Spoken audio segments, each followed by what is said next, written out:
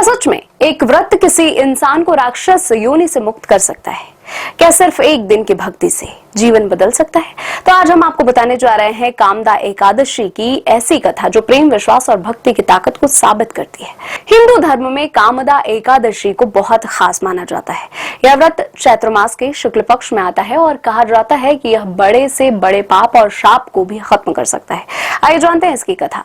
बहुत समय पहले भोगीपुर नाम का एक नगर हुआ करता था, जहाँ राजा पुंडरीक राज्य करते थे। उस नगर में गंधर्व, अप्सराएं और किन्नर रहते थे। उन्हीं में से एक थे ललित और उनकी पत्नी ललिता।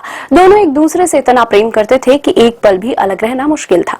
एक दिन राजा की सभा में ललित गान कर रहे थे, लेकिन गाते गाते उनका ध्यान अपनी पत्नी ललिता पर चल गया और उनका सुर बिगड़ गया। सभा में मौजूद एक नाग कारकूट ने राजा को यह बात बता दी। आज पुंडरीक को बहुत क्रोध आया। उन्होंने तुरंत ललित को श्राप दिया, तो राक्षस बनकर अपने कर्मों का फल भुगत। और देखते ही देखते ललित एक भयानक राक्षस में बदल गया। जब ललिता को यह पता चला तो उसका दिल टूट गया, लेकिन उसने हार नहीं मानी। वह अपने पति के पीछे पीछे जंगलों में भटकती रही और हर पल उसके उद्धार का उपाय खोजती रही।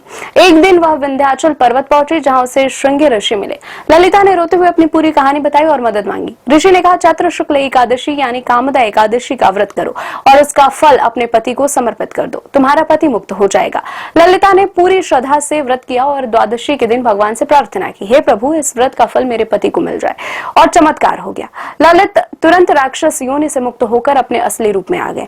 दोनों फिर से साथ हो गए और अंत में स्वर्ग लोक चले गए। इस व्रत के संबंध में भगवान श्री कृष्ण कहते हैं कि कामदा एकादशी व्रत के समान संसार में इसके बराबर कोई भी दूसरा व्रत नहीं है। इस व्रत की कथा पढ़ने या सुनने मात्र से वाजपेयी यज्ञ का फल प्राप्त होता है। इस व्रत को विधि पूर्वक करने से समस्त पाप नाश होकर राक्षसादि योनि से छूट मिल जाती है। तो इस एकादशी सिर्फ व्रत ही नहीं, पूरी श्रद्धा और विश्वास के साथ भक्ति जरूर करें।